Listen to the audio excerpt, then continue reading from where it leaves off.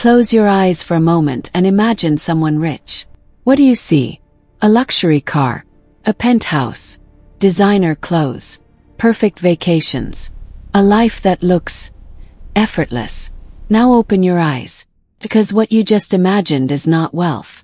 It is the performance of wealth. And in today's world, those two things are dangerously different.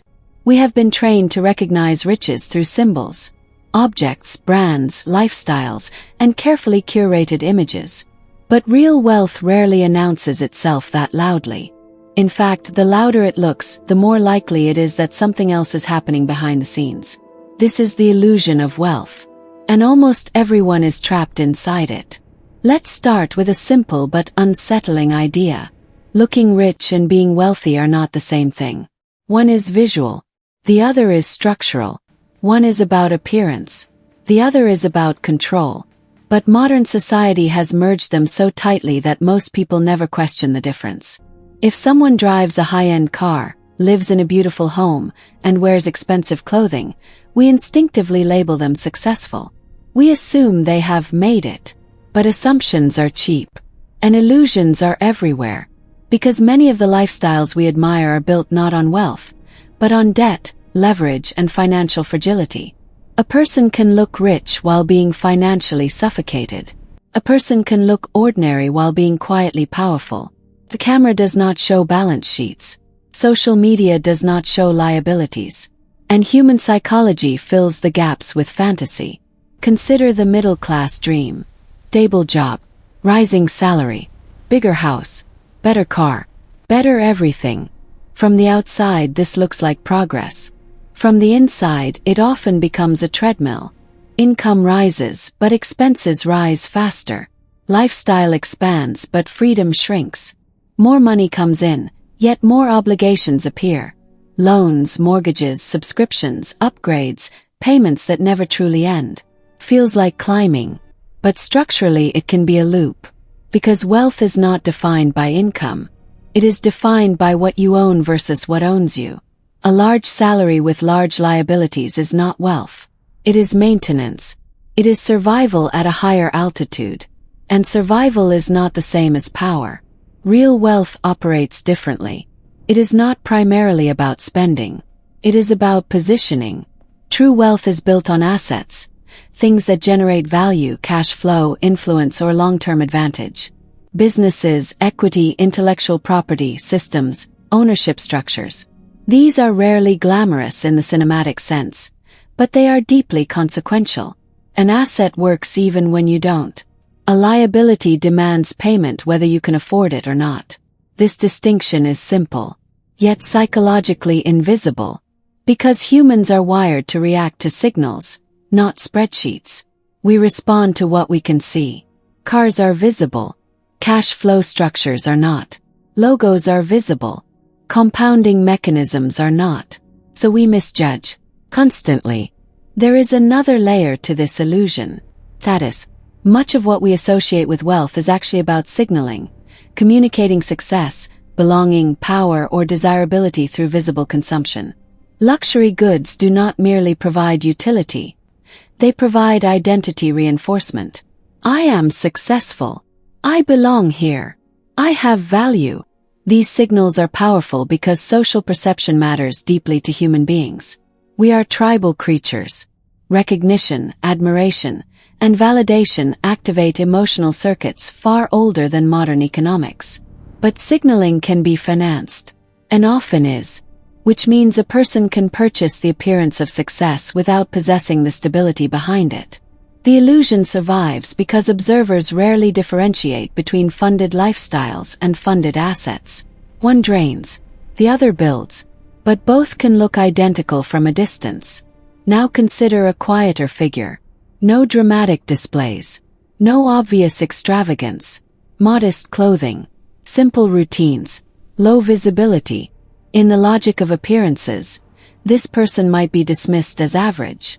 Yet structurally, they may control businesses, investments, property, or systems generating continuous value. Their wealth is not designed for display. It is designed for resilience and expansion. Real wealth often hides. Fake wealth often performs. And the world tends to reward performance with attention, which reinforces the illusion. Why does this illusion persist so strongly? Because it benefits entire industries. Consumer culture thrives on aspiration. Advertising rarely sells products. It sells imagined futures. Buy this and you are closer to success. Own this and you are elevated. Experience this and you are transformed. The promise is emotional, not financial. The mechanism is psychological, not rational. People do not purchase a watch solely to tell time. They purchase meaning. And meaning is expensive. But the illusion of wealth carries consequences beyond individual spending habits. Shapes life decisions, career choices, risk tolerance, definitions of success, self-worth. When wealth is confused with visible lifestyle, people chase income primarily to sustain appearances rather than to build autonomy. They optimize for optics instead of structure. They accumulate obligations instead of leverage. Feels like winning, until pressure builds. Because high-cost lifestyles demand continuous income streams.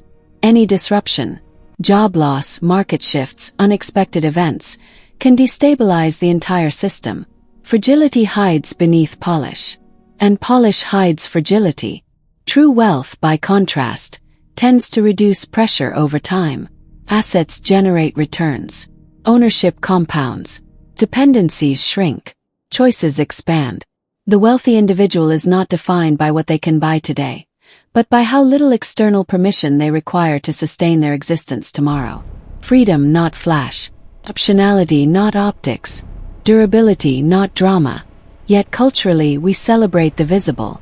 We admire the spectacular. We envy the cinematic. This is not accidental. Human attention is drawn to extremes. Bright, rare, emotionally charged signals.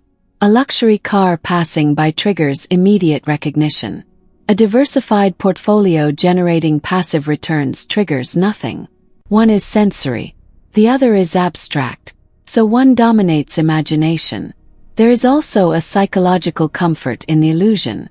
If wealth is defined by objects, then success appears attainable through acquisition. Buy the symbols and you feel closer to the identity. Path seems concrete. But if wealth is defined by invisible structures, assets, systems, patience, strategic positioning, the path becomes slower, less glamorous, less emotionally stimulating.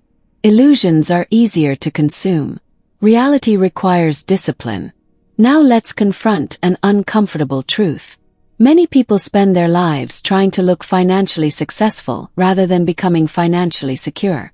They upgrade homes, vehicles, devices, experiences, often financed, to maintain alignment with perceived social standards. Each upgrade delivers a temporary emotional reward. Validation, excitement, a sense of progress. But the baseline quickly resets. The satisfaction fades. The obligations remain. This cycle can continue indefinitely, because the illusion of wealth is designed to be addictive. Real wealth accumulation often looks boring. Delayed gratification, unseen growth, patience without applause, no dramatic montages, no constant external validation, which makes it psychologically harder to pursue. Especially in a world optimized for instant visibility. The illusion becomes even more powerful in the age of digital media. We are constantly exposed to curated realities, selected highlights of other people's lives. Rarely do we see the financial mechanics behind them.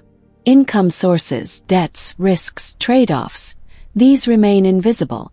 Comparison becomes distorted. Expectations become inflated. And ordinary life begins to feel inadequate by contrast. Not because reality changed, but because perception did. So what is wealth, stripped of illusion? Wealth is stored decision-making power. It is the ability to absorb shocks, seize opportunities, and shape one's environment without immediate survival pressure. It is not defined by consumption capacity but by structural independence. It is what remains when income stops. It is what works when you don't. It is what expands options rather than shrinking them. Why does this distinction matter? Because misunderstanding wealth can quietly redirect an entire life. If you equate riches with visible lifestyle, you may chase income primarily to sustain appearances. If you understand wealth as structural strength, you may prioritize ownership, leverage, and long-term positioning. One path feels exciting, the other feels strategic. Only one tends to endure. The illusion of wealth is not merely about money. It is about narrative, about what society teaches us to admire, about the stories we tell ourselves regarding success. And narratives are powerful because they operate beneath conscious awareness. We rarely ask, is this wealth, or its costume? In the end, the most dangerous illusions are not the ones imposed on us. They are the ones we willingly participate in. The ones that feel natural. The ones that look normal. So the next time you encounter the image of rich, the car, the house, the lifestyle, pause for a moment. Ask the invisible question. Not how much does this cost, but what structure supports it? Because wealth is rarely what dazzles. And what dazzles is rarely wealth. The illusion is loud. Reality is quiet. And understanding the difference may be one of the most financially important realizations a person can ever have.